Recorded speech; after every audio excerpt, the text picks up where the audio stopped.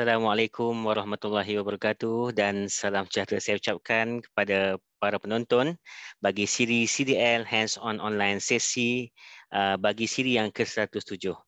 Okey, yang berbahagia Datuk Dr. Mahendra Singh Nahar Singh, co-founder CDL yang turut bersama pada petang ini. Apa khabar Datuk? Okey. Khabar baik Ridwan. Ya, alhamdulillah. No, Okey, okay. Okey, jadi pada petang ini kita akan bersama-sama dalam siri yang ke-107 ya Datuk. Ya, ya. Jadi pohon kerjasama Betul, untuk Pak. para penonton sekalian Zoom. untuk mutekan mic masing-masing sebelum kita mulakan sesi pada hari ini. Jadi tanpa melengahkan masa, saya menjemput Datuk Dr. Mahendra Singh Nahar Singh selaku co-founder CDL untuk menyampaikan perkongsian berkaitan dengan CDL snippet pada petang ini. Dipersilakan Datuk. Terima kasih Cikgu Rizwan. Selamat petang dan selamat sejahtera.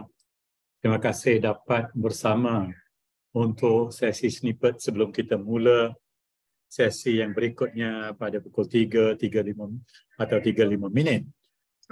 Tuan-tuan dan puan-puan, tajuk yang saya pilih hari ini ialah mengapa guru penting? Why teachers matter? Mungkinlah kita tahu banyak perkara yang boleh menyokong pernyataan ini tentang kepentingan guru. Tetapi mungkin saya membuat satu refleksi tentang sebenarnya tugas seorang guru. Kita tahu bahawa saya nak kongsi bahawa bila Tony Blair jadi Perdana Menteri England, beliau mengatakan satu daripada tagline beliau ialah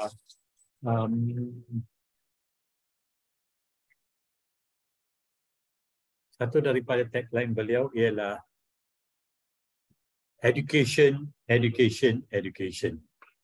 right? Dan kerana mengapa dia sebut begitu?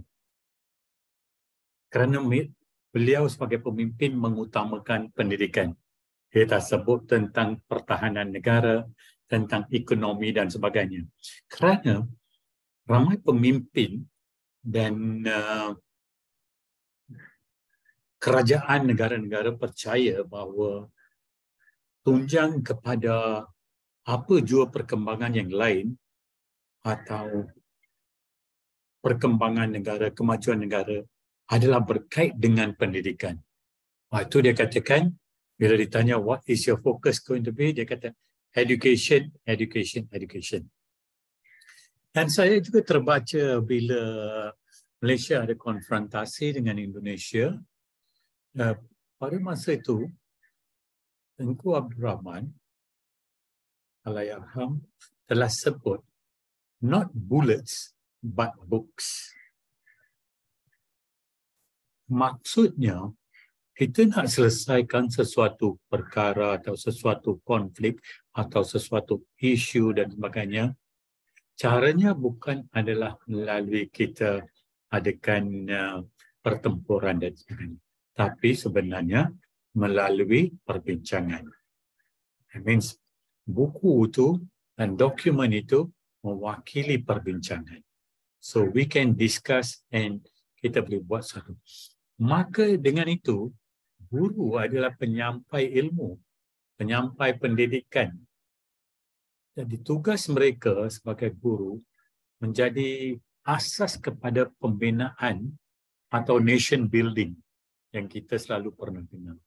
So pembangunan negara ni asasnya adalah pada guru. Dan tidak bila berdekatan dengan Hari Guru, kita pernah dengar bahawa is the mother of all professions.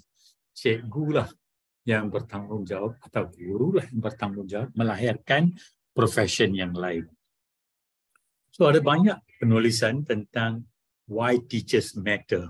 Dan kita semua mungkin tahu banyak jawapan why we matter. Dan kita tidak dapat nafikan it is easier to build strong children than to fix broken adults. So Maksudnya apa juga kita lakukan itu di peringkat sekolah itu adalah penting. Mengapakah tugas kita sebagai guru itu penting? Ada banyak sebab dan saya akan kongsikan beberapa perkara ini. Mungkin ada lebih daripada ini yang tuan-tuan dan puan-puan pernah terbaca. Kita tahu bahawa apa yang kita ajar itu akan kekal sepanjang hayat dalam kalangan murid kita. Kita boleh masih ingat kadang-kadang apa yang dikatakan oleh cikgu kita masa kita bersekolah. Di sekolah rendah pun kita boleh ingat.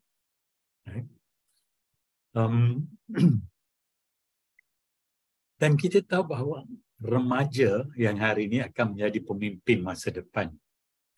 Dan kita boleh bina pemimpin yang positif dan berinspirasi, yang boleh menjadi tunjang kepada pembangunan negara. Dan selalunya kita dengar tentang ungkapan atau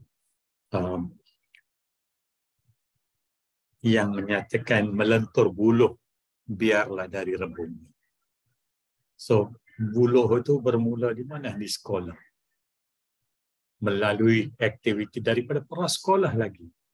Setengah sistem pendidikan di negara-negara lain macam negara Jepun dan Korea Selatan, especially Jepun, banyak fokus kepada pembinaan karakter semasa di sekolah rendah. They want to make sure murid-murid mempunyai nilai yang terpuji, yang ingin dihasratkan oleh sesebuah negara. Satu lagi sebab yang kita nyatakan bahawa kepentingan tugas seorang guru, why teachers matter, adalah kerana ilmu yang kita sampaikan.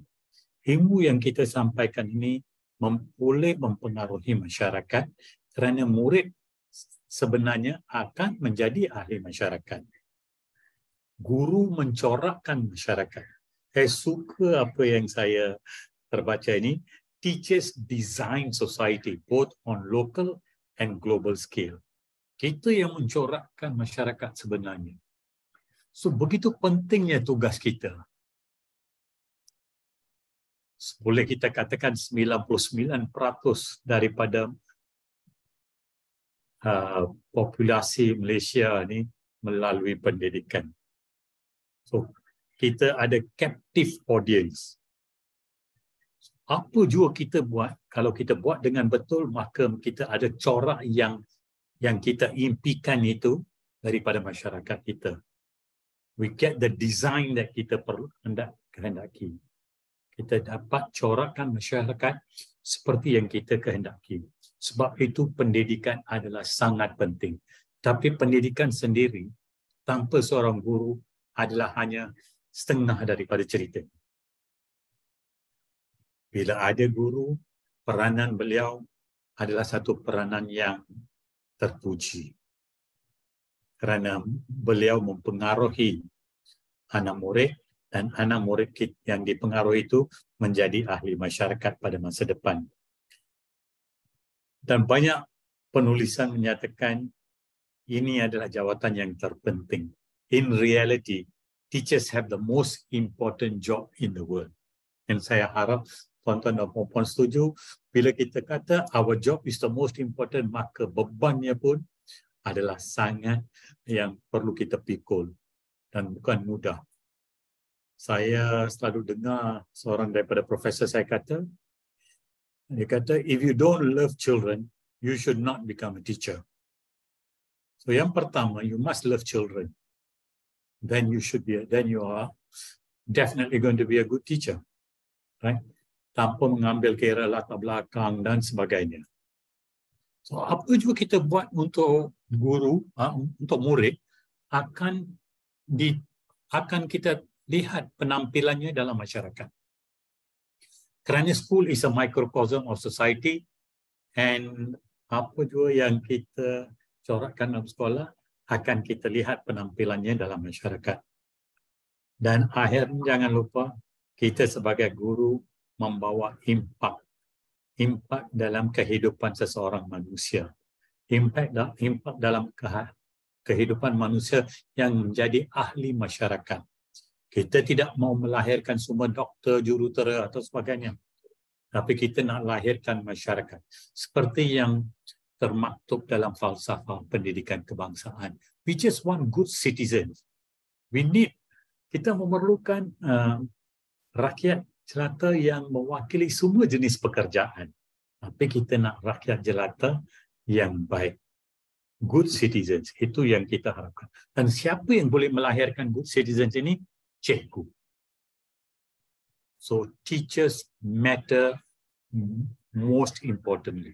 So, tuan-tuan dan puan-puan, banyak yang boleh kita sedut. Bagaimana kita membimbing pelajar ke arah potensi mereka? Kita memberi satu inspirasi ke arah keupayaan dan kreativiti yang terbaik. Kita mencorakkan pemikiran, pandangan, pendapat untuk membina idea yang bernas. Kita nak ilmu yang mempunyai hasrat yang terbenam, itu hasrat yang terbaik. Kita nak bantu dan bimbing untuk mendapat masyarakat yang baik. Kita nak merupakan satu sumber inspirasi dan motivasi. Kita nak satu jalinan yang akrab dengan murid, akrab yang profesional dengan murid-murid kita. Kita nak menunjukkan teladan yang terbaik. Kita nak sentiasa positif. Kalau kita berlaku sesuatu kekurangan atau kesilapan, kita jangan labelkan apa jua perkara-perkara sebegitu. Kerana saya banyak kali dalam beberapa sesi yang sebelum ni, saya sebut, kalau tanya di negara Finland, what is their education about? Of course, dia kata trust dan sebagainya. Lagi satu, bila bersama dengan murid, dia kata positif, positif, positif. Small gain pun, kemenangan kecil pun, ada peningkatan kecil pun, dia beri sokongan yang positif. Dan mereka sentiasa, cikgu ni, dia suka fikirkan tentang murid, tentang kehidupan anak murid dia, tentang pencapaian mereka, apa hasrat mereka, apa cita-cita mereka. Dan mereka lakukan itu melalui LTC. Apa tu LTC? Let's talk about children. Let's talk about children. Dan ini cikgu boleh sembang bersama dengan kaunselor, bersama dengan guru lain, tapi secara profesional, bukan untuk label. So, cikgu ni adalah satu tempat yang murid tidak rasa segan untuk nak dapat pandangan dan nak dapat yang sokongan yang terbaik. Cikgulah pemberi ilmu dan pendidikan. Cikgulah yang boleh mempermudahkan yang kompleks, yang susah. Murid rasa bingung pun kita kata, don't worry, I will help you. Itu kita mempermudahkan yang kompleks. Cikgulah yang akan kongsi idea dan bawa ilmu yang baru, topik yang baru. Mungkin murid tak pernah dengar tentang topik itu. So, begitu pentingnya kalau anda dengar, buku adalah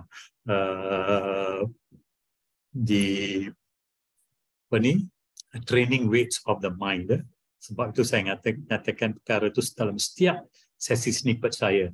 Books are the training weights of the mind. Buku adalah beban latihan untuk minda kita. Kenapa? Kerana kita nak kongsi idea. Kita nak bawa topik yang mereka mungkin tidak terbaca.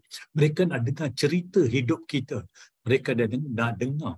So, minggu lepas saya sebut tentang bagi seorang guru, dia merupakan pemimpin dan sebagai seorang pemimpin, storytelling tu adalah satu unsur yang penting.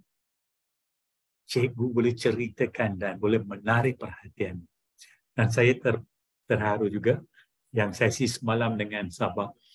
Moderator kata, Doktor, bukan saja itu. Kadang-kadang bila kita buat storytelling ini, dari tidak hadir ke sekolah, murid nak hadir ke sekolah kerana dengar story itu. Tidak salah lah.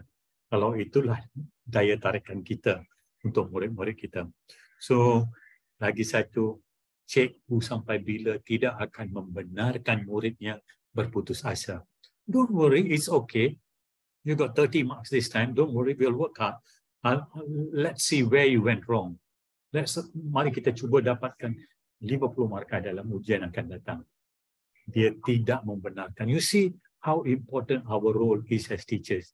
Kalau kita lakukan semua ni, saya rasa murid-murid kita balik ke rumah with good feelings. Profesor Thomas Halbert yang pensyarah saya di universiti, dia kata, Mahinda, education is about good feelings. Saya tanya dia, Profesor Halbert, what do you mean by that? Dia kata, if children come to school, they must have good feelings about their education. If they have good feelings, for the rest of their life, they will talk about their education in school. But kalau segala pengalaman adalah banyak pengalaman yang pahit, mereka nak lupakan semasa sesi atau hidup mereka atau riwayat di sekolah. So kalau kita lakukan apa yang saya paparkan di sini, dan saya memang percaya ramai cikgu yang sedang mendengar ni melakukan segala ini. Walaupun dalam kesibukan, we are so busy. Hari ini guru bukan guru tahun 60-an. Banyak kesibukan, baru habis musim sukan dan macam-macam pertandingan. Datang pula yang lain, satu aktiviti yang lain, masuk aktiviti yang lain, peperiksaan, trial exam, it's just at the corner, satu demi satu, tak berhenti-henti. So kadang-kadang kita tertanya-tanya, dari mana datangnya tenaga seorang guru? Dari mana datang semangat seorang guru? So, kita terikat dengan perkara itu. Tapi jangan, biarlah semangat dan tenaga kita itu, dengan izin Tuhan, kita diberi banyak tenaga dan motivasi untuk membantu guru. Kalau kita tak membantu, apakah yang akan berlaku kepada anak murid kita? Kalau mereka tidak hadir, bagaimana kita nak tarik mereka untuk hadir ke sekolah? Kalau mereka tak lulus, bagaimana kita boleh memberi motivasi, boleh membantu mereka untuk lulus? Saya tahu bahawa tugas seorang guru tidak mudah dan saya banyak kali sebut bahawa is dedication. Dan ini bukan tentang income, but outcome. Not income, but outcome. Apa maksud outcome? Outcome pelajar, outcome pendidikan, outcome akademik, outcome co-akademik. Itu yang kita harapkan, not income. Dan kita adalah unsung heroes cikgu ni. Orang ramai tak tahu. Pukul 9 malam, pukul 10 malam, cikgu sudah buka komputer dia semula. Anak tengok, ya, ibu atau ayah sedang kerja semula. Teachers don't stop working when the school bell rings. They are grading papers, making lessons, communicating with parents after school and on weekends. Mereka datang awal, balik lewat. Working around the clock. Sebab itu, orang yang tahu faham tugas seorang guru akan, sebab itu kita kata dia ada unsung heroes. Kadang-kadang their work is equal to their life. Sampai mereka pensiun. Remember, if the youth of a society is educated, a future is born. Ini statement yang cukup kuat. Kalau generasi yang ada di sekolah ni berpendidikan yang terpuji, maka masa depan kita ni terjamin. Sudah termaktublah di situ apa yang kita hasratkan. Kerana teachers provide education that improves quality of life for the whole, for individuals and also for society. Itu ya message saya. So remember, if the youth of a society is educated, a future is born. And not for income. We are not doing for income, but outcome. For us teachers, banyak kali work is equal to life. Tak berhenti-henti. So, tuan-tuan dan puan-puan, teachers increase productivity and creativity. Kita sebahagian daripada ekonomi negara. Kita sebahagian daripada pertahanan negara. Kita sebahagian daripada pertanian negara. Kita merentasi semua yang lain. Kerana when we push our students to be creative and productive, they are more likely to be entrepreneurial and make technological advances, ultimately leading to economic development of a country. So segalanya bermula dari sekolah. So the whole purpose of education is to turn mirrors into windows. Itu hasrat. Nak mengubah cermin jadi tingkap. Tingkap jendela supaya kita boleh lihat di luar, kita boleh lihat masa depan. Kalau kita lihat cermin, kita lihat diri sendiri. Tapi kalau kita lihat melalui tingkap, kita lihat dunia di luar. Saya paparkan di situ satu frame yang diberi kepada saya, pelajar saya dekat Maktab Tentera Diraja. Thanks for all you have done. Ini pada tahun 1991. Saya di antara ini nostalgic sangat. Saya suka simpan yang lama-lama. Ini pun dah 30 tahun lebih dah. Masih lagi simpan. Menteri Dalam Negeri selalu suruh saya ada banyak simpanan yang perlu dibuang, tapi saya nyorok-nyorokkan dan simpan juga. Dan bila saya perlu, saya keluarkan secara senyap. Lepas ini saya akan sorokkan semula. Kalau tidak, Menteri Dalam Negeri akan suruh saya, I have to get rid. Dia kata banyak clutter. Dan tuan-tuan dan puan-puan, saya kongsi satu daripada penulisan seorang guru sains semasa saya di sekolah. Nama dia Mr. Chi Hising.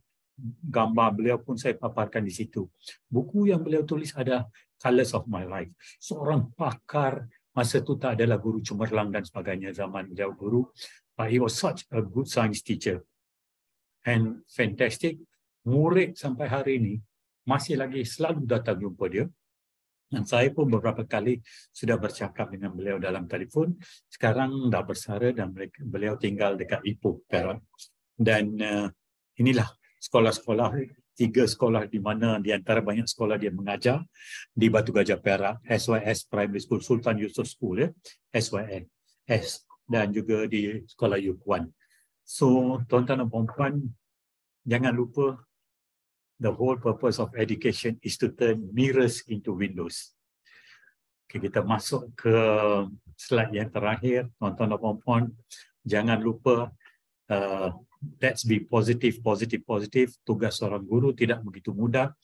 Tapi kalau kita masuk kelas, jangan lupa, if we are in the class, we must teach. We must teach. Jangan kita short change murid kita. Kita cari masa, kita mencuri masa. Kita mesti mengajar dengan yang terbaik. Kita buatlah seterbaik yang boleh untuk murid kita. Dan bukan saja dari segi akademik, jangan lupa kita membina segala masa depan anak murid kita. So kalau kita ditanya why a teacher matters, saya rasa daripada apa yang saya katakan semua dah menceritakan segalanya tentang tugas seorang guru.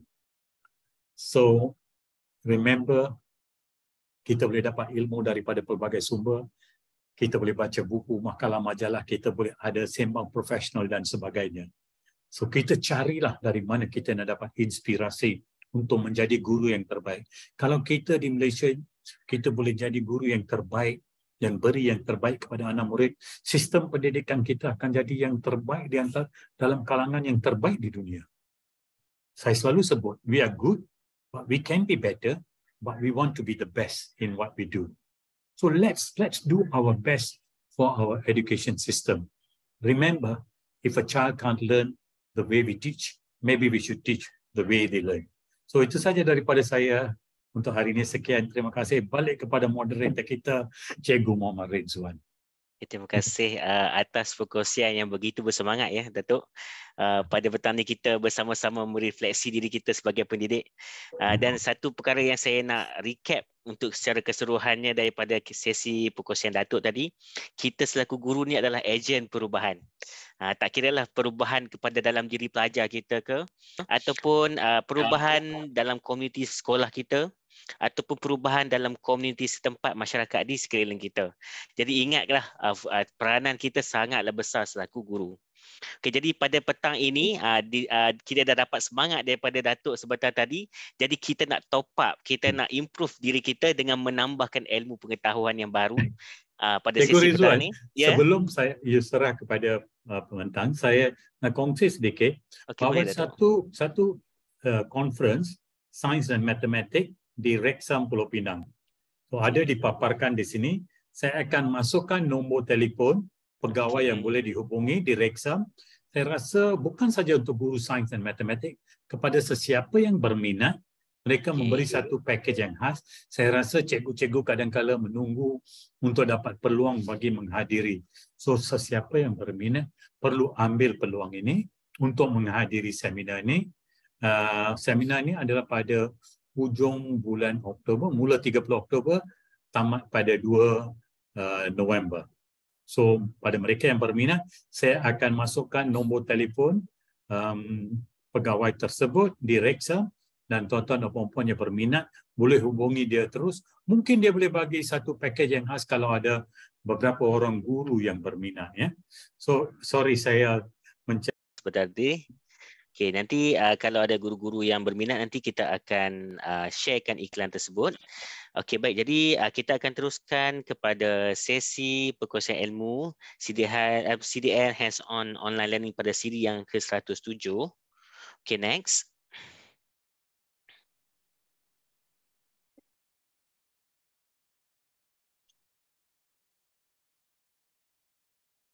Okey, baik. Jadi objektif kita pada petang ini, pada sesi CDL Online Learning ini, kita yang pertama kita nak berkongsi ilmu dan kemahiran lah bersama-sama dengan rakan guru sekalian.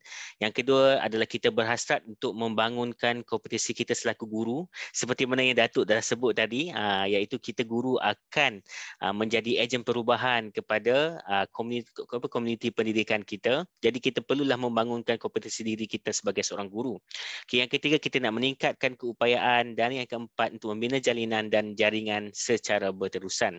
Okay, jadi pada sesi pada petang ini, para peserta perlu mendaftar sebagai pelanggan ataupun ahli CDL, dan pendaftaran ini adalah percuma, ya, di dalam portal CDL. Nanti tuan-tuan dan puan-puan boleh layari portal CDL untuk mendaftar secara percuma.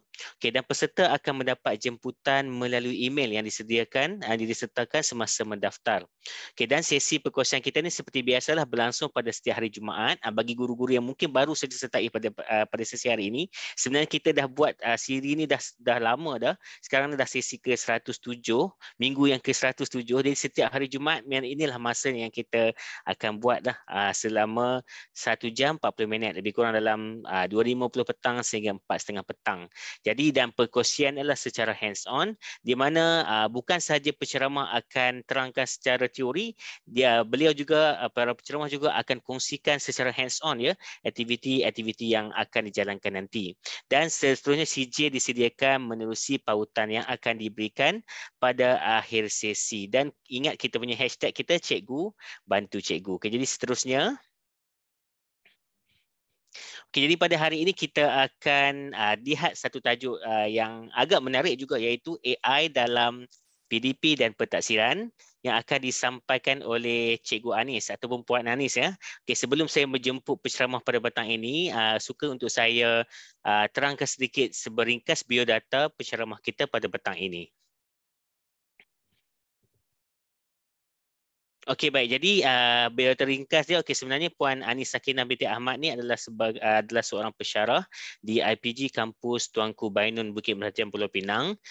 Pendidikan yang telah diterima adalah Ijazah Sarjana Muda Perguruan Pendidikan Prasekolah di IPG Kampus Perlis, dan seterusnya Ijazah Sarjana Sastra Pendidikan Awal Kanak-kanak di USM, dan beliau juga bakal melanjutkan pelajaran dalam bidang kedoktoran di USM pada bulan hadapan, ya. Itu yang saya dapat makluman daripada penceramah. Jadi tanpa melengahkan masa, tuan-tuan dan puan-puan, saya akan serahkan sesi pada petang ini kepada penceramah. Assalamualaikum puan. Waalaikumsalam. Cikgu Liza dengar suara saya? Okey, boleh dengar. Jadi kalau macam itu, saya serahkan kepada Puan Anis untuk meneruskan sesi CDL online session pada petang ini. Dipersilakan. Okay, bismillahirrahmanirrahim. Assalamualaikum warahmatullahi wabarakatuh, dan selamat petang. Salam hormat kepada rakan-rakan guru. Okay, jadi sebelum kita memulakan slot kita pada petang ni, adalah beberapa sedikit persediaan sebelum memula sesi. Yang pertama, gunakan lebih dari satu peranti untuk kita menonton sambil membuat aktiviti secara hands-on, dan juga boleh muat turun Microsoft Edge bagi yang tiada lagi. Kadang-kadang kita lebih gunakan Chrome ataupun Mozilla Firefox. Juga bersedia untuk ChatGPT yang ada dalam browser, browser Microsoft Edge boleh ada, Chrome pun ada. Dan kita akan buat aktiviti secara hands-on. Okey, jom kita tengok tajuk kita pada hari ini.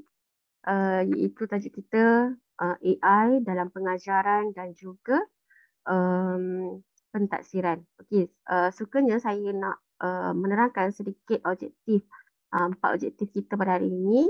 Untuk sesi pada hari ini kita akan lihat kepada pengenalan kepada AI dalam PDP dan pentaksiran. Seterusnya kita nak tahu apakah AI yang boleh ataupun bagaimana AI yang boleh digunakan dalam PDP dan pentaksiran. Seterusnya kita nak hasilkan beberapa contoh pentaksiran hands-on yang menggunakan AI yang kita akan perkenalkan sebentar lagi. Yang seterusnya kita nak menghasilkan beberapa contoh aktiviti pengajaran hands-on menggunakan AI yang telah dikenalkan. Okey, jom kita gerak ke pengenalan kepada AI dalam PDP dan pentaksiran. Okey, untuk makluman, AI bermaksud artificial intelligence. Kalau dalam bahasa Melayunya kecerdasan buatan lah. Okey, mungkin sebelum ni kita dah pernah dengar tentang AI, tetapi mungkin apakah elemen AI yang boleh kita garap dalam classroom kita. Okey, saya sediakan satu video untuk induction pada hari ini. Jom kita sama-sama tonton.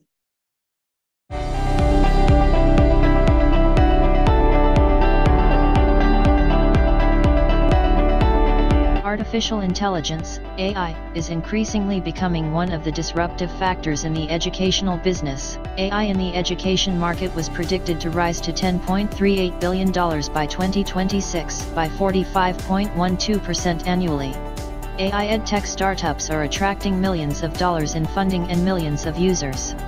Now is the time to discuss the transformations brought by AI in education.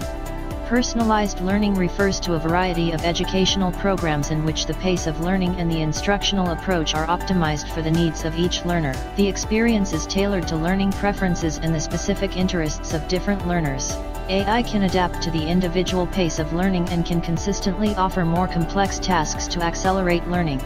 Thus, both fast and slow students can continue to study at their own pace. Adaptive learning is perhaps one of the most promising areas of application of AI for education.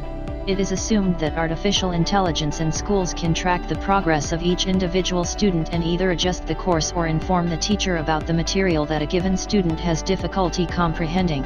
In this regard, it is also worth mentioning some intelligent tutoring systems. Proctoring, AI-powered protecting systems come to rescue. Proctoring or proctored test is a mechanism to ensure the authenticity of the test taker and prevent him/her from cheating via a proctor is present during the duration of the test. Student enrollment. Over 85% of college presidents confirmed in a McKinsey & Company report that enrollment numbers are one of their key issues. The COVID-19 pandemic has been an undeniable factor. Almost 50% of students report that they don't enroll due to emotional impact. 30% say they can't afford it. Implementing AI in the enrollment process leads to the number of students rising and the university expenses going down. Upskilling processes. The AI algorithms implemented in a learning experience platform, LXP, or learning management system, LMS, can help such individuals. They analyze skill sets, match them to the requirements of the open positions, highlight the gaps, and suggest training to boost the chances to continue the career path at their learning institution.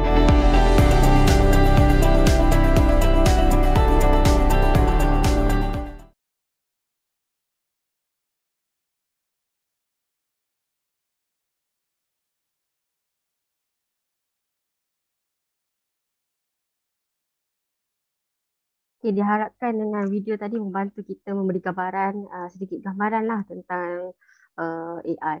So, seperti saya maklumkan sebentar tadi, AI ni adalah artificial intelligence yang bermaksud kecerdasan buatan, iaitu sains dan kejuruteraan yang mencipta mesin atau sistem yang boleh melaksanakan tugas yang biasanya memerlukan kecerdasan manusia seperti penakulan, pembelajaran, membuat keputusan dan juga memproses bahasa semula jadi. Okey, faedah kita menggunakan AI. Sebenarnya banyak sangat faedah menggunakan AI.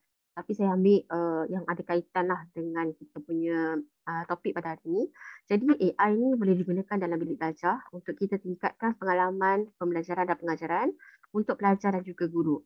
Okey, jadi AI boleh memberikan maklum balas dan cadangan peribadi kepada pelajar berdasarkan gaya, kebolehan dan pilihan pelajaran mereka. Jadi ini boleh membantu pelajar belajar mengikut kadar mereka sendiri dan meningkatkan prestasi akademik mereka. Okey, seterusnya, melalui AI juga boleh membantu guru mengoptimalkan tugas pentadbiran seperti penggredan, kehadiran dan penjadualan. Seperti yang kita tahu, kita bukan sekadar mengajar je kan. Jadi kita kena ada administration punya tugas kan. Macam kita kena buat kehadiran, kita grade kan ataupun PBS sendiri.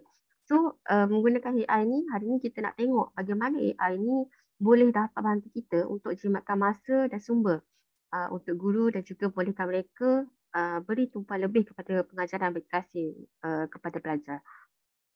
Okey, jadi AI boleh membantu guru. Kita nak analisis data pelajar dan mengenal pasti corak pembelajaran dan bidang yang memerlukan penambahbaikan. Jadi kalau kita tengok pada AI ni, dia boleh orang kata beyond daripada kita punya penakulan lah. Sebab dia buat analisis data kita pula. Apa yang kita dapat, apa yang kita tanya, dia analisis dan kenal pasti corak apa yang kita nak. Yang dimaksudkan dengan logaritma tu lah. So ini dapat membantu guru merancang pelajaran dan intervensi yang lebih berkesan dan menarik untuk pelajar. Jadi bila AI ni dah tahu dah, dia dah track ataupun dia dah boleh baca apa kita punya gaya ataupun corak pelajaran kita, corak aktiviti yang kita nak, dia boleh cadangkan mengikut kita punya standard. Jadi ataupun dia akan cadangkan yang lebih kepada standard kita lah. Kadang-kadang kita tak terfikir pun, macam ni boleh. Sebenarnya banyak benda yang kita tak terfikir dan AI boleh cadangkan lah. So AI ni boleh bantu guru kesan masalah pelancaran atau kesukaran dalam diri pelajar pada peringkat awal. Jadi ini dapat membantu guru memberikan sokongan dan bimbingan yang sesuai kepada pelajar yang memerlukannya. Okey, dalam menggunakan AI, sudah tentu ada cabaran dan batasan dia lah. Okey, antara cabaran dia, AI ni memerlukan kepakaran teknikal dan sumber untuk melaksanakan dan kekalkan. Maksudnya sustain. Kita nak lestarikan guna AI ni, kita kena orang kata istiqomah lah. Maksudnya committed. Jangan alamak tak boleh lah, susah, rasa dah tak nak buat dah. So kita kena still belajar cara ataupun cara nak prompt AI tu supaya menjawab apa yang kita nak. Jadi guru mungkin memerlukan latihan dan sokongan untuk menggunakan alat dan aplikasi AI dengan berkesan dan selamat. Seterusnya, AI boleh menimbulkan kebimbangan etika seperti contohnya privacy, keselamatan, bias dan accountability. Jadi guru mungkin perlu memastikan bahawa penggunaan AI dalam bidik darjah adalah telus, adil dan menghormati hak dan kepentingan pelajar itu sendirilah. Seterusnya, AI mungkin tidak dapat menggantikan interaksi dan kreativiti manusia. Jadi, kalau kita buat soalan ataupun kita tanya, jawapannya mungkin lebih kepada jawapan yang AI hasilkan. Dia tak humanistik tu tak ada dalam diri AI tu. Jadi kalau orang kata kalau kita ni nak cantik sesuatu hasil tu, kita top up sikit. Orang kata gencah Ajinomoto tu humanistik dalam diri yang kita punya knowledge, kita punya ilmu, input kita masukkan dalam AI, adunkan sekali dan memang jadi cantik lah kita punya adunan tu nanti. Okey, jadi guru mungkin perlu menyimbangi penggunaan AI dengan unsur-unsur manusia lah seperti empati, emosi dan intuisi. Kalau tak silap saya, sebelum ni ada berkaitan dengan penggunaan AI ni yang tak ada unsur-unsur manusia ni, bila kita tanya, dia mendorong kita untuk melakukan benda-benda yang negatif. Tetapi setelah dia membaca algoritma, dia dah baca tentang manusia ni, jadi dia tahu soalan-soalan negatif tu tak boleh diteruskan lah. Jadi dia akan cadangkan benda yang lebih positif. Contohnya kalau pelajar tu tanya tentang bagaimana saya nak hadapi masalah putus cinta, so dia akan cadangkan benda-benda yang more bermotivasi lah, motivation kepada pelajar tu sendiri. Jadi guru juga mungkin perlu menggalakkan pelajar untuk membangunkan pemikiran kreatif dan kemahiran menyelesaikan masalah yang penting untuk masa depan. Okey, oleh itu adalah penting bagi kita sebagai guru untuk faham fungsi dan atribut teknologi AI dan menggunakan pakai aplikasi AI sesuai dalam bilik belajar mereka. Jadi sebenarnya AI ni banyak. Jadi apakah AI yang sesuai yang kita boleh gunakan? So hari ini saya akan kongsikan beberapa AI yang kita boleh gunakan dalam bilik belajar lah. Jadi beberapa amalan terbaik untuk kita gabungkan AI dalam bilik belajar adalah kita dapat mereka bentuk tugasan yang menyokong pemikiran dan kemahiran menulis pelajar dan bukannya bergantung pada alat AI untuk kita jana kandungan mereka. Contohnya, kita minta pelajar untuk bincangkan ataupun kita merangka, kita semak semula dan kita petik idea mereka berhubung dengan sumber dan bukti yang ada. Seterusnya kita nak masukkan AI ke dalam kurikulum sebagai topik pengajian, bukan hanya sebagai alat sajalah.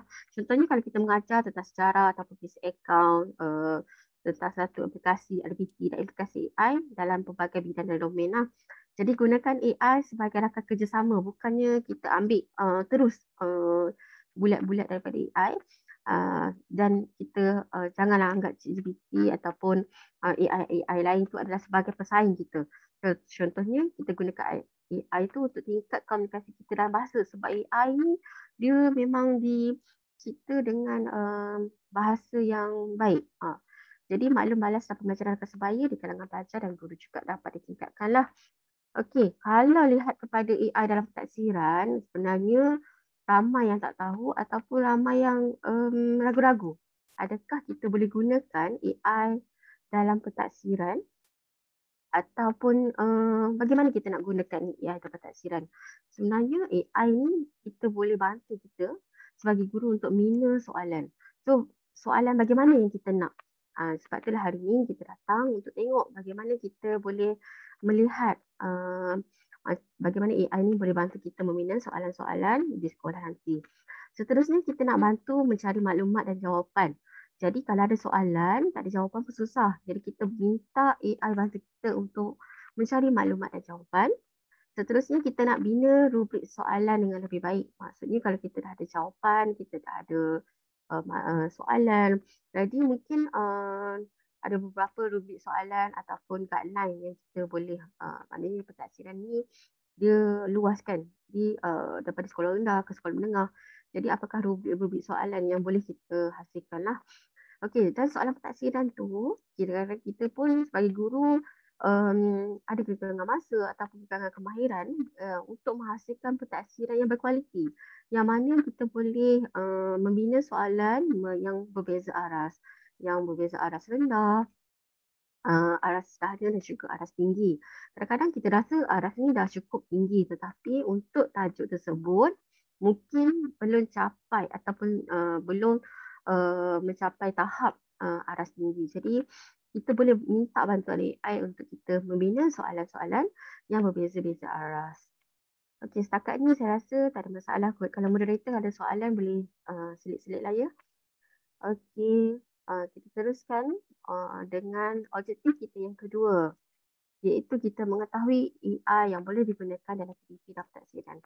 Macam saya maklumkan tadi, sebenarnya banyak sangat AI yang boleh kita guna. Tapi hari ini tak bolehlah saya nak kongsi banyak kan. So kita akan kongsikan dua. Okay, mungkin dua ni dah familiar.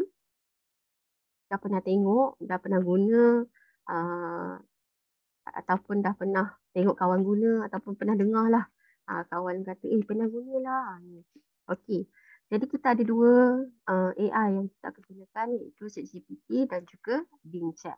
Okey, Bing Chat ni nanti saya akan terangkanlah. Kita akan melihat kepada ChatGPT dululah.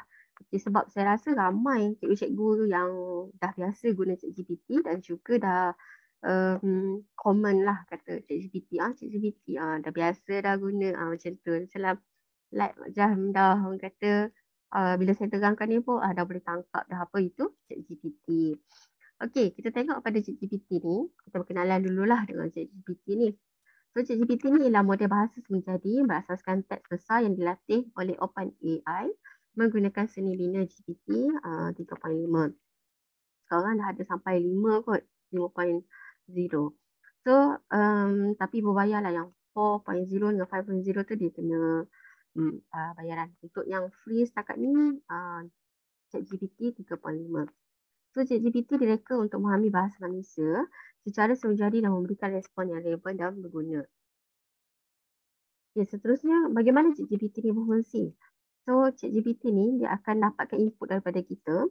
So dia akan analyse, dia akan analisis apa request kita dan dia identify intent dan entities kita. Lepas tu dia akan balas jawapan apa yang kita perlukan tu lah. Dia akan kena pasti berdasarkan tu. Jadi ChatGPT ni menggunakan teknologi pelajaran mesin untuk mempelajari bahasa manusia daripada set data yang besar. Jadi kalau dia ambil data-data daripada pengguna-pengguna lain jugalah. Jadi sebenarnya kita kena pastikan bila kita menggunakan ChatGPT ni, dia akan baca algoritma kita. Sebab dia menggunakan algoritma pembelajaran mesin yang canggih. So ChatGPT boleh memahami konteks dan memberikan respon yang relevan dan wajar. Okay, contohnya algoritma ni bukan kata ChatGPT je, banyak AI lain yang ada. Contohnya macam TikTok kan. Kalau kita tengok algoritma, senang kita tengok TikTok lah, TikTok ke atau Facebook atau Instagram. Contoh kita type atau kita berminat dengan sesuatu benda, kita like ke, so dia akan keluar benda yang sama je. Sebab algoritma dia berkisarkan yang tu. Kalau kita tengok ceramah agama ataupun kita suka tengok orang jual baju-baju ataupun percutian ke, ataupun kita terfikir pasal percutian ke, dia akan keluar lah. Sebab dia membaca algoritma pengguna tu sendiri.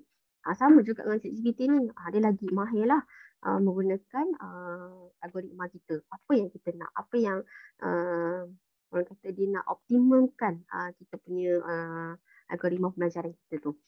Okey, seterusnya kita tengok pula kepada kelebihan menggunakan ChatGPT. Okay, ChatGPT ni boleh digunakan dalam pelbagai aplikasi. Termasuklah dalam pengajaran dan pembelajaran, persediaan bahan, soalan tugasan dan segalanya lah yang berkaitan dengan PPT lah.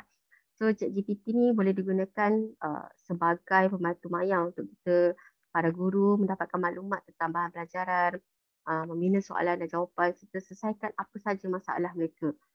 Kalau kata kita pernah guna ChatGPT, kita nak tanya apakah hadiah sesuai untuk diberikan kepada pasangan, kepada suami, ChatGPT akan bantulah.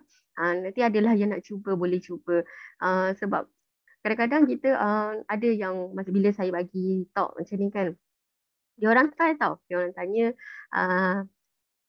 contohnya suami saya merajuk, apakah yang boleh saya lakukan? Jadi ChatGPT akan cadangkan beberapa contoh jawapan lah yang berdasarkan algoritma lah, berdasarkan karakteristik. Kalau kata pertama kali guna tu mungkin jawapan dia tu lebih komersial. Apakah kalau kata hadiah ke ataupun yalah soalan-soalan yang kita tak terjangka manusia nak tanya AI ni macam-macam. Tapi kita boleh cubalah. Kadang-kadang yang bosan-bosan tu boleh tanya, hai, tengah buat apa? Dia akan jawab sebagai AI lah. Jadi chatbot ni cuba bantulah kita jawab soalan mengikut apa yang kita soalkan. Sebenarnya menarik tau ChatGPT ni. Kalau bosan-bosan tu bolehlah tanya apa sahaja yang kita nak tanya. Kita boleh ni lah. Okey, kita tengok pula dengan benefits lah.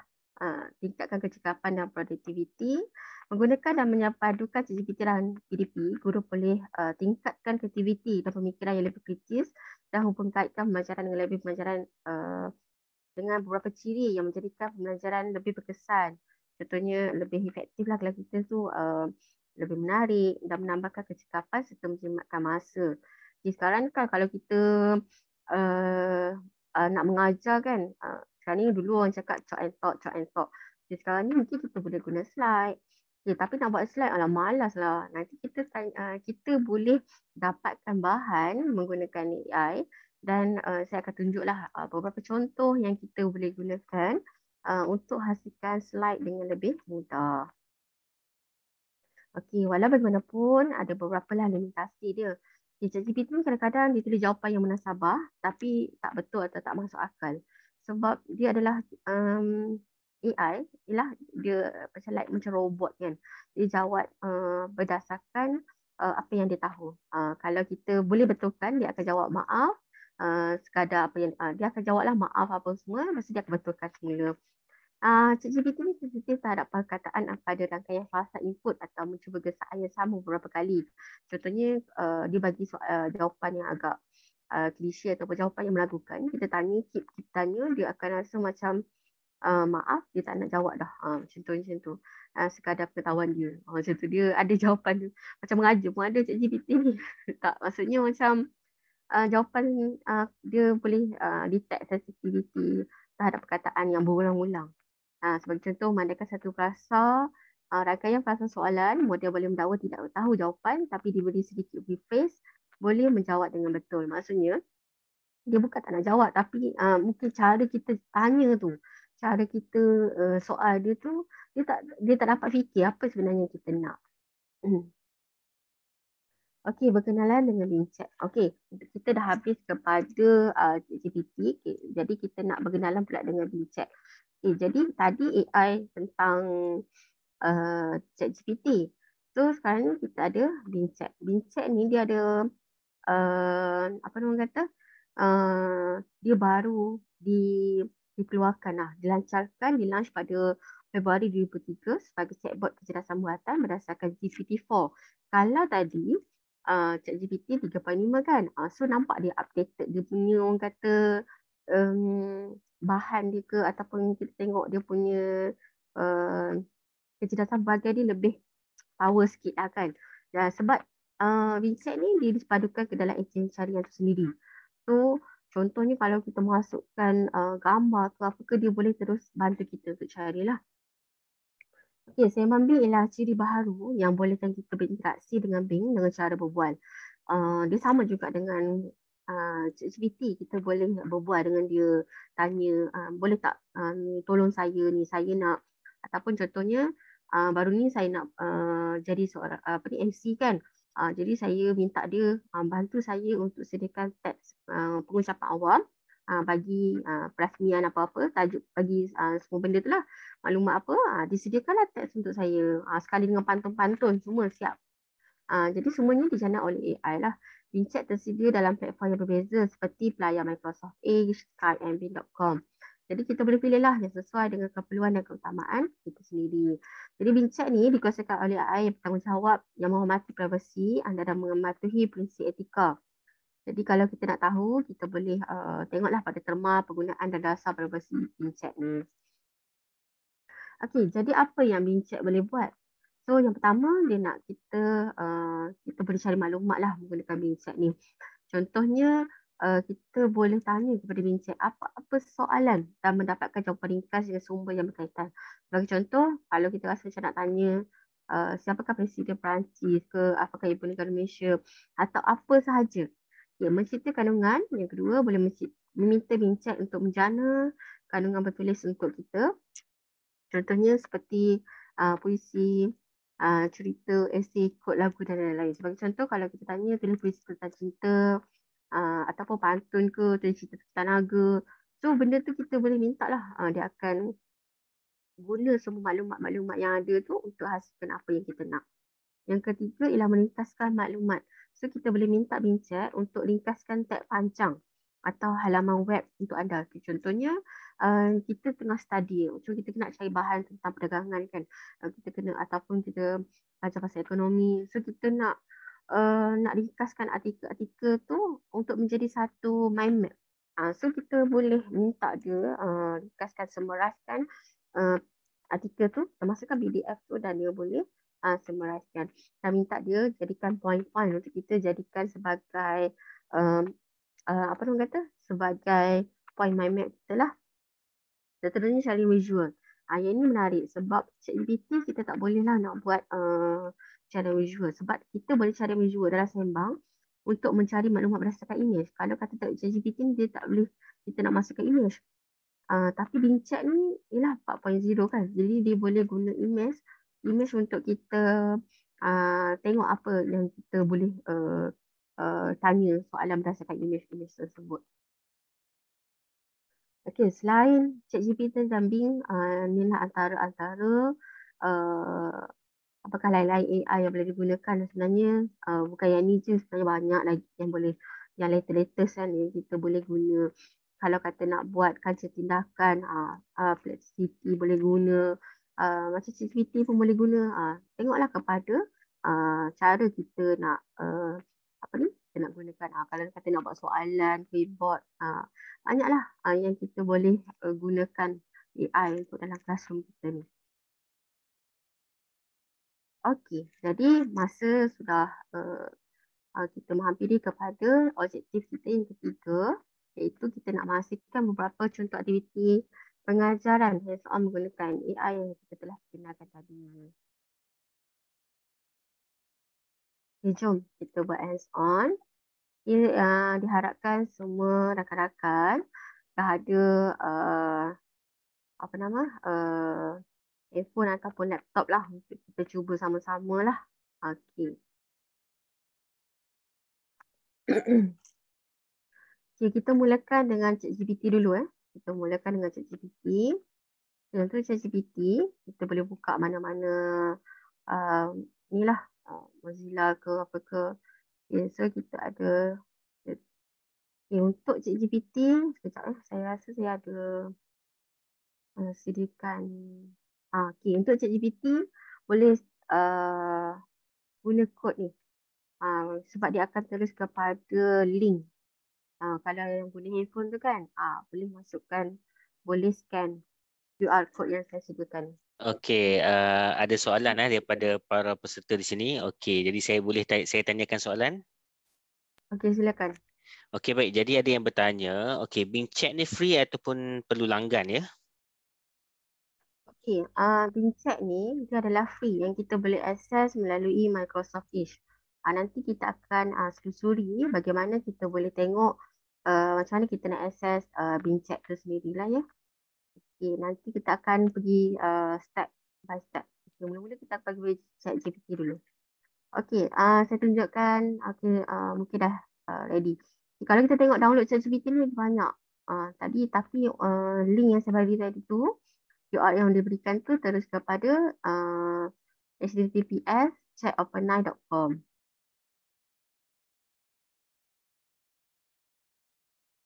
Okey, sebenarnya bila kita klik chat OpenAI tu, saya log out dulu Okay. Dia akan keluar macam ni. Dia akan keluar get started. Kalau dah keluar skrin ni, anda berada di jalur yang betul lah tu. Okay, login. Sebab dia ada dua yang berbayar tau. Jadi kita kena hati-hati. Ada yang satu lagi tu yang berbayar, yang ni yang free. Okay, so kita continue with Google. Kalau yang first time masuk tu nanti dia akan tanya kita punya tarikh lahir untuk verify age kita dan juga dia akan tanya phone number kita lah. Okay.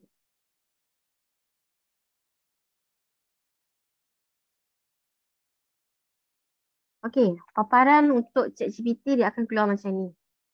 Okay, nampak kalau kat sini kan kalau GPT-4 ni kena tambah lah, kena bayar lah. Kalau yang ni setakat ni kita boleh guna dengan kemudahan yang diberikan. Lupa saya nak maklumkan untuk ChatGPT ni, dia punya informasi dia setakat tahun 2021.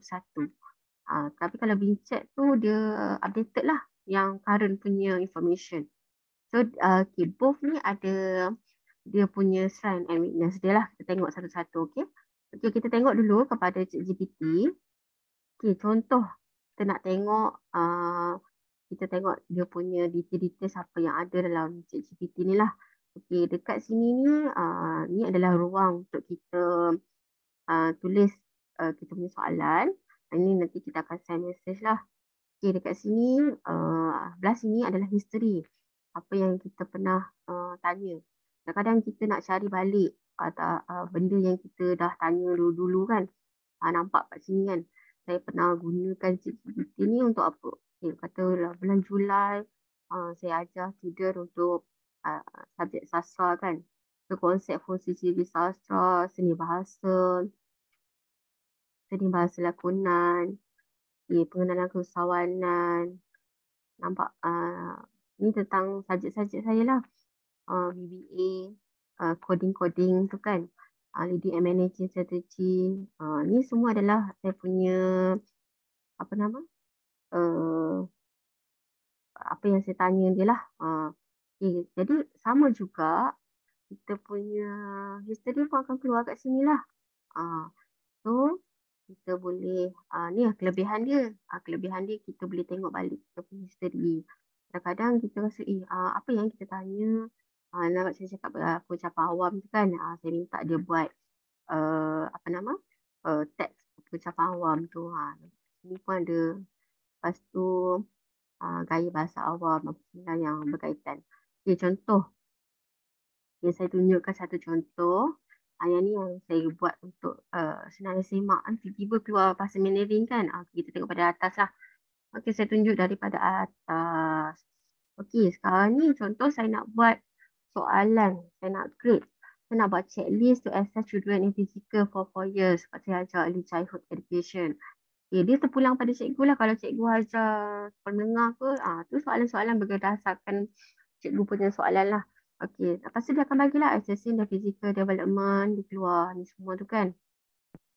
Lepas tu, Ada soalan lah daripada peserta. Mesti guna bahasa Inggeris saja ke, Puan? tadi saya dah maklumkan tentang ChatGPT dan Bing Chat, dia adalah AI bahasa. Jadi kita boleh guna bahasa-bahasa lain. Nanti saya terangkan ya. Okey, kita tengok pula. Okey, kita tengok ni. Sebab saya bukanlah familiar, saya sebab mungkin kita mudah untuk guna bahasa Inggeris. Tapi ada certain time, kita ada juga guna bahasa Melayu. Okey, contohnya saya nak mengajar bahasa Melayu, tapi mungkin kita lebih suka baca bahasa Inggeris. So, kita cari bahan dalam bahasa Inggeris kan. Tengok kan, ni adalah bahan yang kita nak gunakan untuk create timetable. Dia tak keluar terus checklist tau. Nampak, dia prompt help me to create in timetable to observation.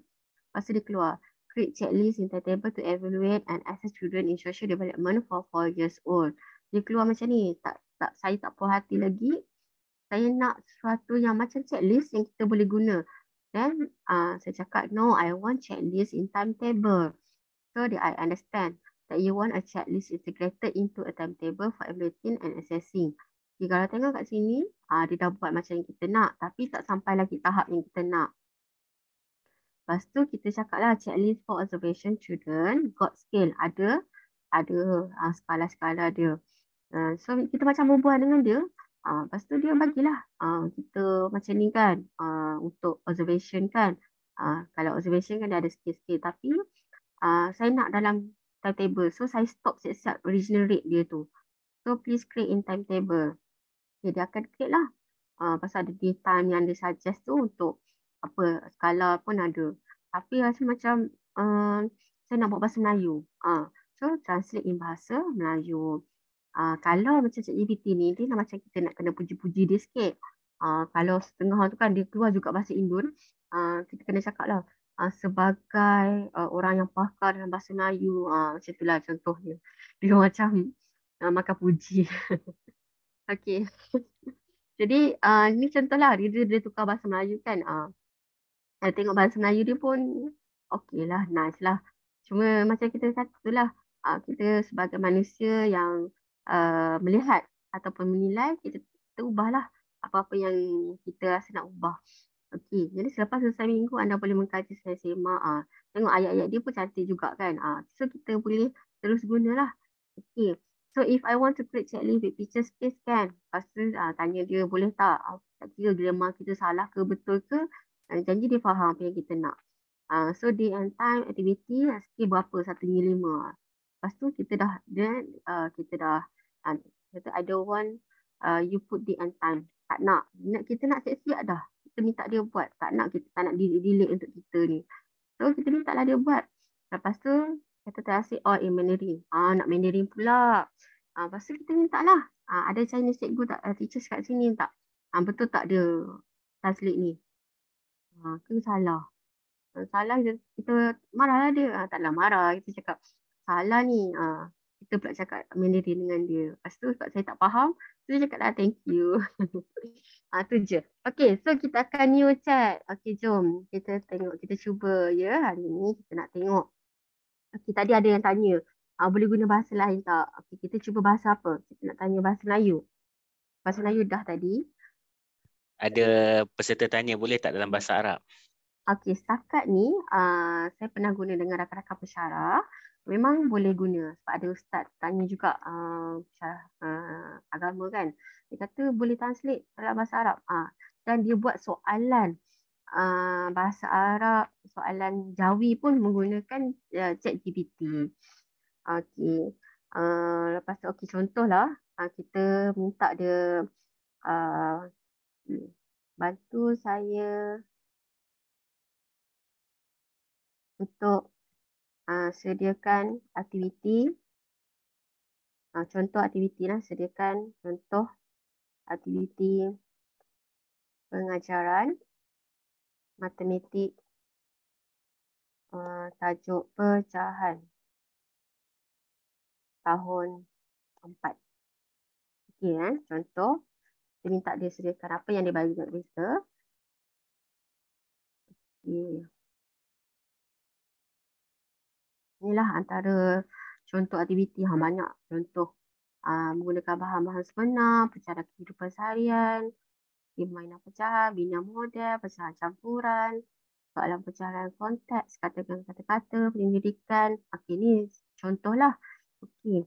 Kemudian kita nak minta translate dalam Arabic.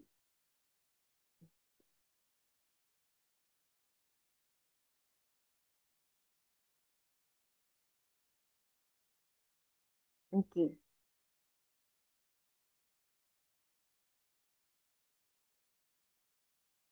Okay, para ustazah, asatidz, ustaz-ustaz boleh melihatlah, saya pun tahu Ma'a je. Ma'a ni bersama. Yang lain-lain tu kuranglah sikit kan. Nak baca tu pun. Okey, jadi itulah kita punya, betul tak ustaz-ustazah? Boleh komen lah kepada para ustaz-ustazah yang membacanya. Okay. So kita kalau baca panjang sangat kan, kita dah tak nak tunggu dah. Kadang-kadang salah ke apa yang kita tak capai apa yang kita nak, kita boleh tekan stop generating. So dia akan stop lah. So masa tu lah dia baca lah kalimat kita. Oh, kita tak nak macam ni, kita tak nak macam tu. Kita nak macam ni. Nampak kat situ. Okey, contohnya, okey, daripada bahasa Arab ni, kita nak buat soalan. Okey, daripada aktiviti ni. Okey, so kita minta create 2 MCQ. MCQ ni stand for multiple choice question with answer. Kita minta seksi answer kan, susah pula. Okey. Okay. Oh, sorry. Saya nampak dia baca saya tanya soalan je. Okay, MCQ.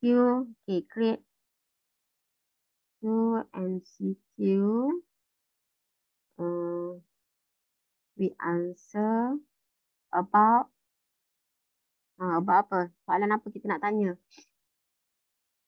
Soalan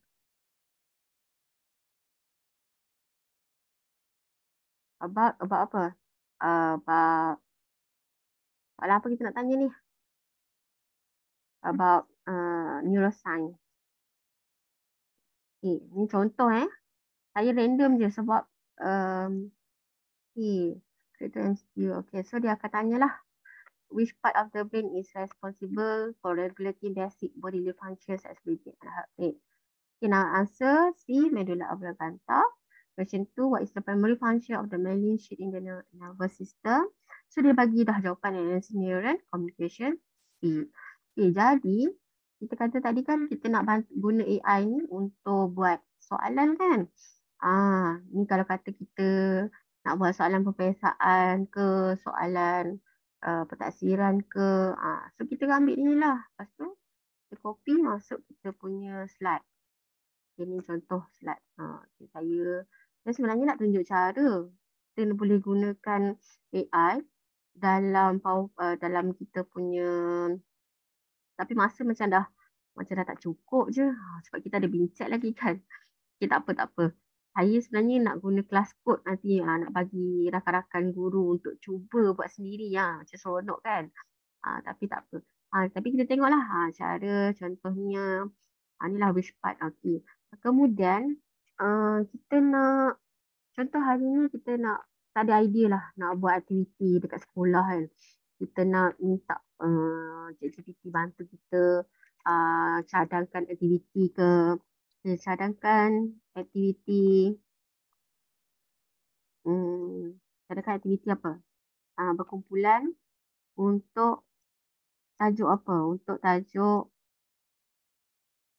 tumbuh-tumbuhan. Tajuk apa ya? Tajuk sains kesihatan. Tajuk sains tahun 6.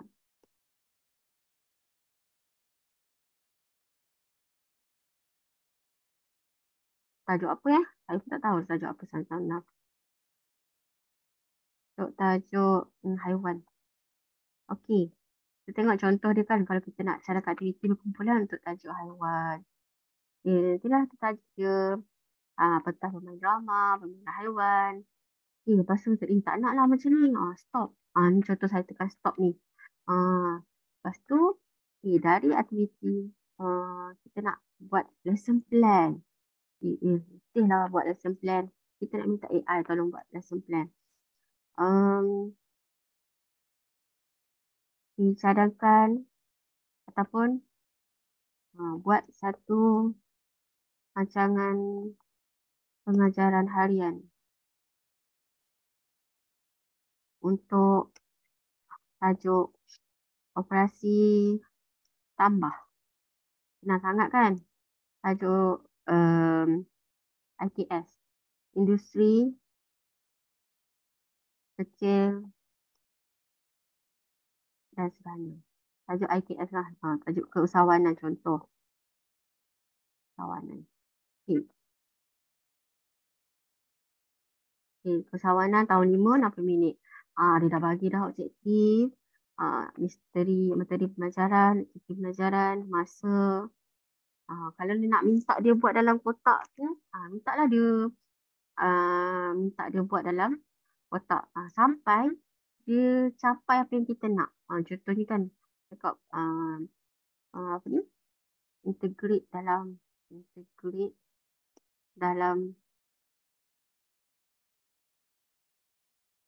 in timetable. Integrated.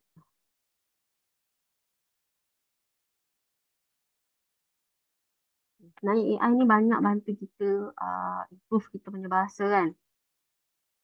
Nampak kita tak achieve apa yang kita nak, integrate in timetable. So kita stop kat sini. So kita cakap lah, no, use the lesson plan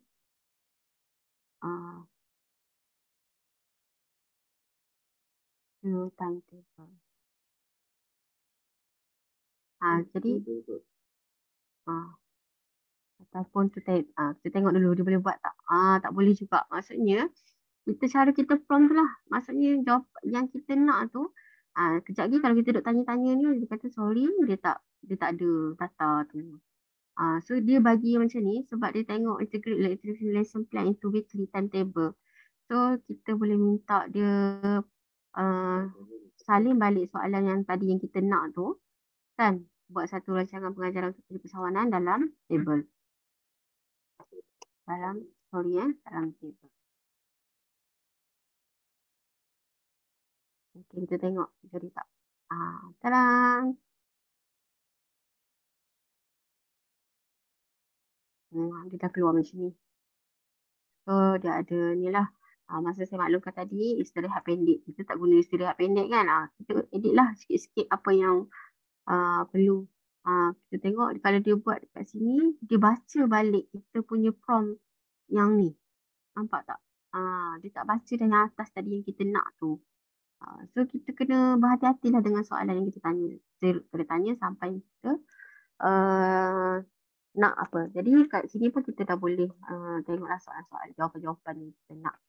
Okey, kemudian kita boleh juga bantu dalam kita nak mencari maklumat tentang apa yang kita nak ajar dan kita nak buat slide ataupun kita nak dapatkan maklumat tentang strategi perniagaan untuk tingkatan 4 dan 5 contoh. Contohnya kita ambil tajuk lah, kita strategi perniagaan ke ataupun apa yang saya ajar lah perkembangan sosial emosi kanak-kanak. Ataupun kat sini kita pilih pengenalan. Okay. Ini contoh apa yang saya nak ajar. Tengok pengenalan perkembangan sosial emosi kanak-kanak. Nampak dia bagi panjang ni. Kita pun kena baca. Alamak, nak buat slide macam mana ni? Susahnya. Okey. Jadi kita stop dia kat sini. So minta buat dalam point untuk masukkan dalam PPT. So slide 1 judul. Okay. So kita ikut je lah slide yang diberikan tu. Tambah je lah. Okay, contoh kan ada beberapa perkataan diguna bahasa Indonesia kan. Tu yang saya maksudkan tadi tu. Sebab dia macam confuse. Bahasa Indonesia dengan bahasa Melayu kan. So kita minta dia untuk dia tukar perkataan tu. Translate dalam bahasa Melayu. Okay. Jadi akan tukarlah kepada bahasa Melayu. Kita boleh tukar. Jadi bahasa-bahasa lain pun boleh juga. Okay, contoh kita nak sebelum tu translate bahasa lain tadi Mandarin dah. Sebab bahasa Melayu, bahasa Inggeris, bahasa Arab dah. Okay. Translate in Tamil. Okay. Cuba kita minta dia translate in Tamil kak. Okay. Tengok kalau ada rakan-rakan cikgu, rakan kawan yang boleh baca ni. Betul tak apa yang dia tulis ni?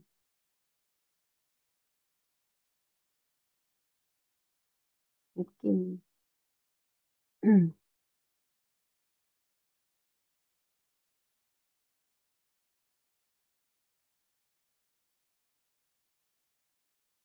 Kalau lambat ni maksudnya dia mengambil masa lah nak tulis bahasa tu sebab jarang saya gunakan bahasa lain kan. So kita boleh cubalah untuk gunakan bahasa lain. Okey, tadi kan kita dah belajar cara kita nak buat slide kan. Slide dengan lebih mudah menggunakan AI ni.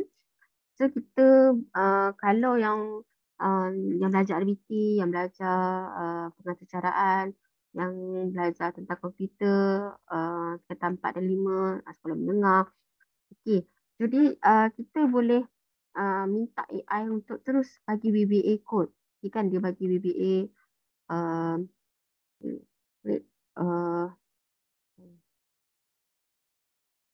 VBA code for PowerPoint. Sorry.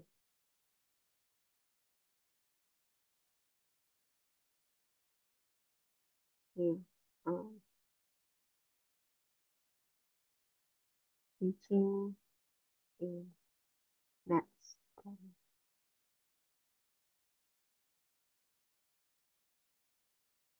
Okay, tengok create a VBA for PowerPoint mathematics.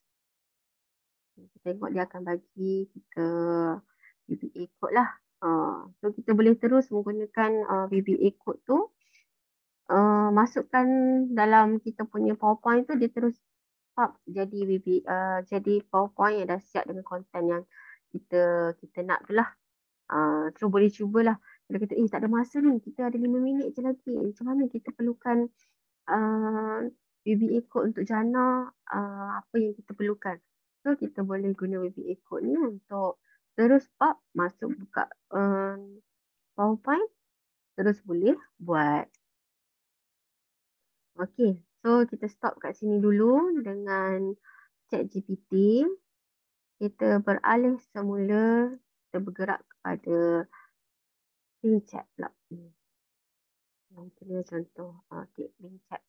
Okay, Bing Chat ni kita ada kita akan guna dan access menggunakan Microsoft English. Okay, Microsoft ni dia akan keluar macam ni lah.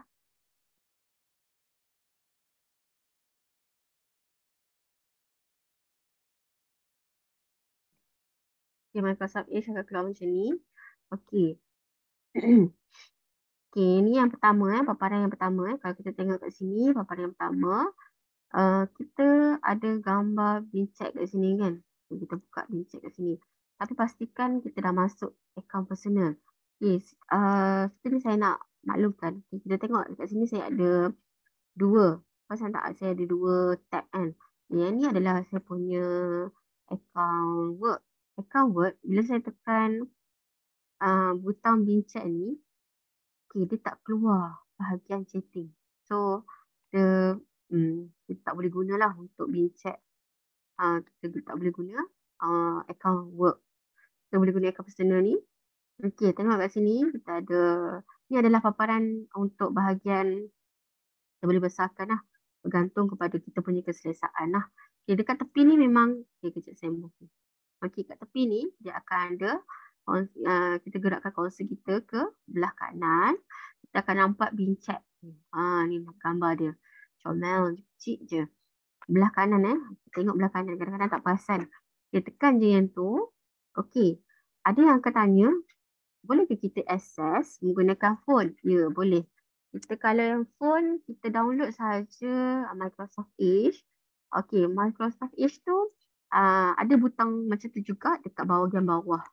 Bila kita dah masukkan account semua tu, kita boleh access dekat bahagian bawah tu Microsoft Edge, kita cari apa yang kita nak lah. Sama juga kalau dekat laptop, kita guna Microsoft Edge, kita tekan yang ni, kita ask me anything lah. Okey, ni sama juga, kita boleh buat pentaksiran dan juga cari bahan menggunakan AI. Okay, apakah contoh dia? Okay, contoh kita nak beri contoh aktiviti, cadangkan aktiviti sains tajuk 2 tahun 4. Okey, kat sini kan kita tak bagi tahu tajuk apa. Cuba kita kat sini, dia akan keluar apa? Cadangkan aktiviti sains tajuk 2 tahun 4. So, dia akan searching sebab dia menggunakan web layar untuk mencari maklumat. Okay, tajuk 2 tahun 4 adalah manusia. Jadi, anda boleh mencadangkan beberapa aktiviti sains yang berkaitan dengan tajuk ini seperti membuat model berparu dengan model plastik, balon dan sudut. Okay, nampak dia punya inilah. Yang ni best sebab kita boleh terus pergi dekat dia punya bahagian apa yang kita nak. Perasan tak? Okey, contohnya kan. Okey, satu ni adalah daripada Raihan Jaludin ni. Okey, aktiviti yang kedua ni daripada Cikgu Muhammad Fadli. Yang ketiga ni adalah daripada Cikgu Muhammad Fadli juga anyone. Okey. So dekat bawah ni kita boleh dapatkan bahan lebih banyak kalau kita berminat dengan aktiviti tu. Nampak? So kita boleh terus copy bahagian ni sebab dia dah combinekan apa bahan yang kita nak. So tadi saya tak bagi tahu petajuk, tapi sebab dia ada akses kepada buku-buku teks kita, so dia tahu apa tajuk untuk tahun 2 dan tahun 4 lah. Okey. Okay. Ataupun kita nak, hari ni kita lupa lah tajuk apa kan, berdasarkan tajuk 3 matematik tahun 4, bina soalan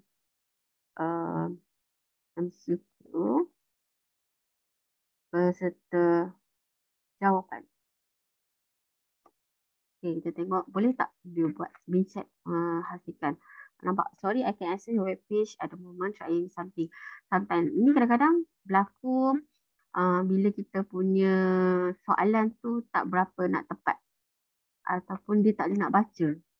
Sebab AI ni limitation dia macam tu lah. So kita tanya lagi. So tajuk 3 matematik tahun 4 adalah masa dan waktu. So anda boleh bina soalan MCQ beserta jawapan dengan menggunakan nota, buku teks atau latihan berkaitan dengan tajuk ini. Ini soalan contoh lah. Berapa jam diperlukan untuk menunjukkan satu empat daripada hari? Okay, start responding lah. Okay, kan tadi saya kata kita nak nak bina soalan berbeza-beza aras. So kita boleh minta dia cari kita ataupun minta sediakan soalan. Okey, contohnya bina soalan kajian kes untuk tajuk 2 perdagangan tahun tingkatan 4.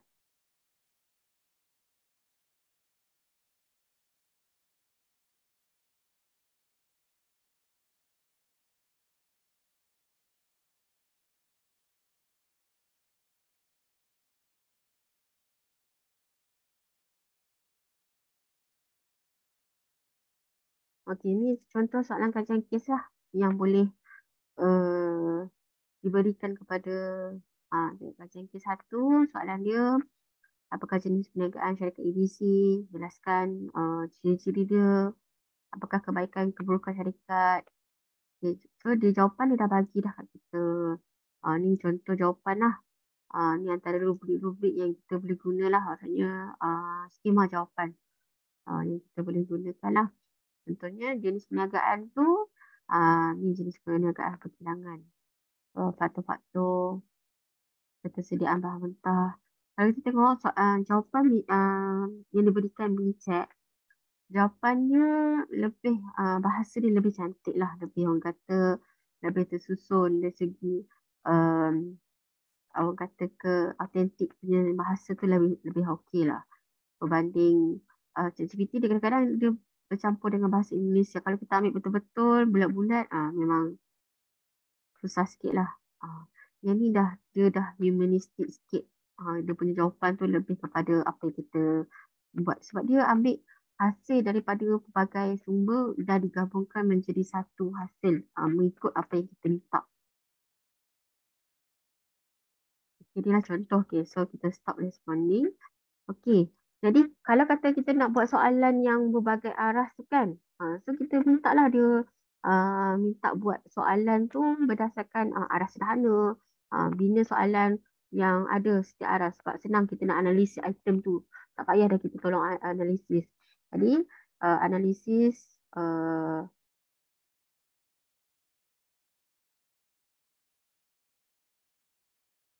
ini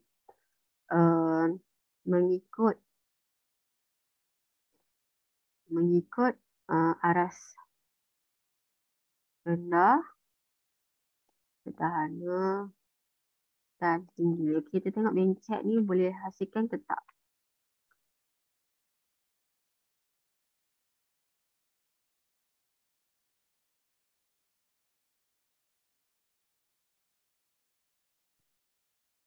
Tadi guna tak semula belum. So dia dicadangkan macam ni. Tengok bawah.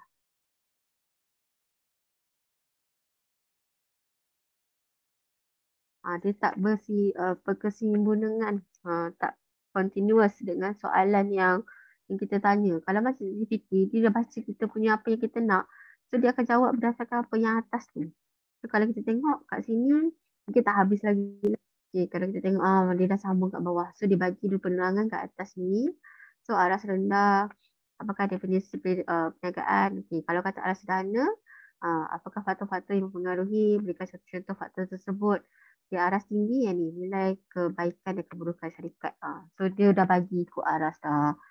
So kita bolehlah gunakan Bincek untuk kita jalankan pentaksiran dan juga ni. Okey, kata tadi kita nak buat lesson plan juga guna buat RPH prasekolah. Tema kemerdekaan. Contoh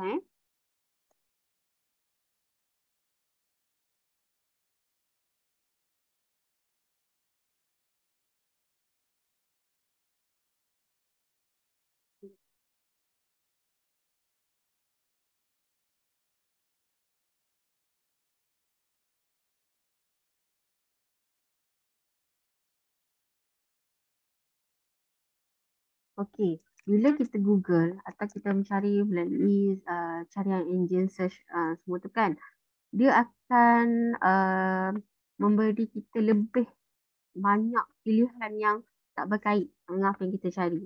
Tapi menggunakan AI ni, dia dah bantu tapis dah.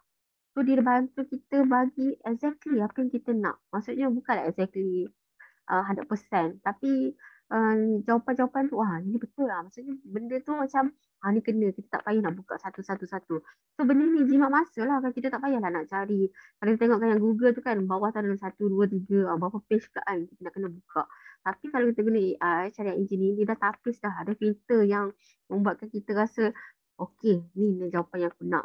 So kita dah boleh guna terus apa yang kita nak, tak payah cari. Kadang-kadang bila kita guna Google kan, jap-jap kena bayar, jap-jap nak kena share screen tu, kita kena sumbang pula bahan, baru boleh ni.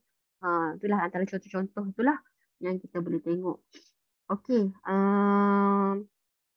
setakat ni saya rasa dah habislah saya punya perkongsian tentang Gchat. Okey, boleh ke penceramah? Rasa penceramah kita terkeluar lah sebenarnya. Okey, baik, tak apa. Sebenarnya sesi tadi penceramah kita pun dah hampir sampai ke penghujungnya. Okey, baik. Jadi sebenarnya kita dah dapat brief idea lah berkaitan dengan penggunaan aplikasi AI lah. Sebenarnya ada banyak lagi. Kalau ikutkan dalam ruangan chat pun ada rakan-rakan guru kita yang turut kongsi juga input-input tambahan. Jadi kita boleh explore dengan pelbagai cara lah. Okey, jadi saya ucapkan terima kasih kepada Puan Anis selaku penceramah pada petang ini. Maaf, saya rasa beliau ada masalah teknikal lah sebab dah terkeluar daripada Zoom ni. Okey, baik. Jadi untuk sesi yang seterusnya, saya minta Rusetia untuk upkan poster pada minggu hadapan untuk kita maklumkan tentang program pada minggu hadapan.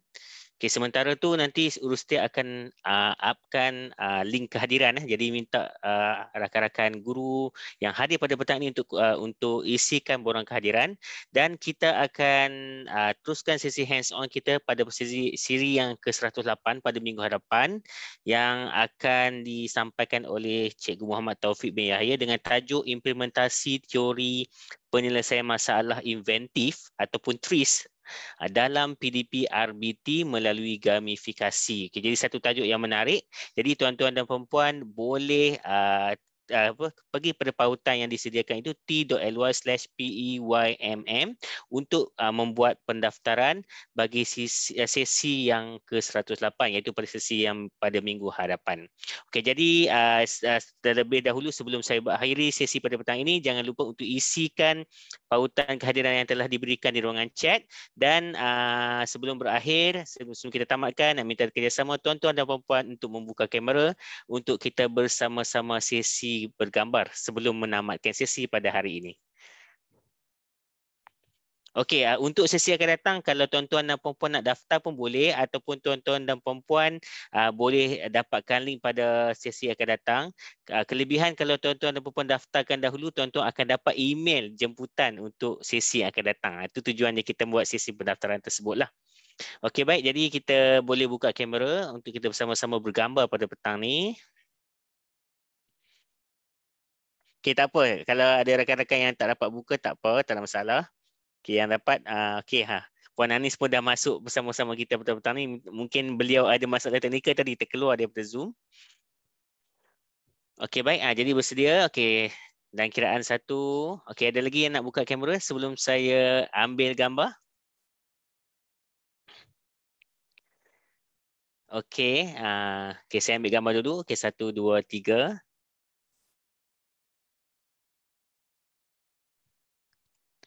Okey, baik, terima kasih diucapkan kepada semua yang hadir pada sesi pada petang ini. Jadi terlebih dahulu saya mohon maaflah jika terdapat sebarang kekurangan pada sesi pada petang ini. Jadi sekian saja, wabillahi taufiq wa hidayah. Wassalamualaikum warahmatullahi wabarakatuh. Jumpa lagi pada sesi yang akan datang.